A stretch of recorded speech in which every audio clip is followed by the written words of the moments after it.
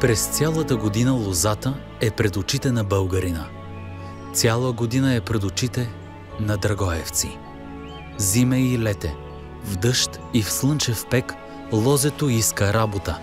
И затова лозата му е станала така свидна, та от край време я изписва в листа и гроздове, по каруци и бъклици, по стени и тавани. Излезе ли човек на средората или на копанята и хвърли взор, пред очите му се ширват стотиците декари насаждения от лозя. От времето на първите преселници по тези места, непокорните траки, виреела лозата. Траките са били добри майстори лозари.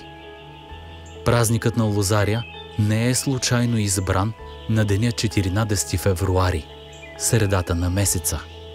Това е времето, когато под силата на могъщата природа тръгват живителните сокове на лозите, за да се превърнат в свежо зелени ластари, в роса, в сочни гроздове. Средата на февруари, когато се чувства великото дихание на пролетта, на въздишащата се природа от студената зима. Времето на отпочването на активната селскостопанска работа по полето.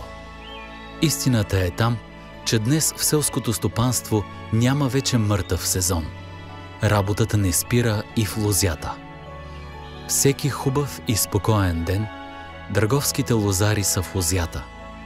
Дни на усилена резидба, дни на надежда, на вяра в утрешния ден. От всеки труженик лозар не става, казват драговчани.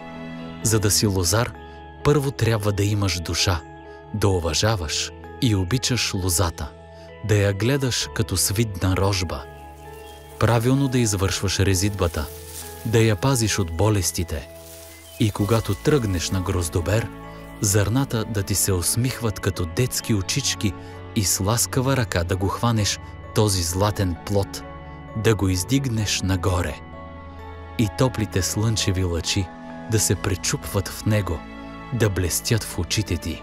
И когато захапеш сочните зърна, в устата си да почувстваш онази неописуема сладост, която има само в гроздовия плод. Ето какво нещо е лозата. Лозата – това е музика, това е поезия, това е радост за всеки селски стопанин. Затова ние празнуваме един от най-хубавите си празници – празникът на лозаря. Нека се множат успехите на драговските лозари, нека славата им все така се носи далеч.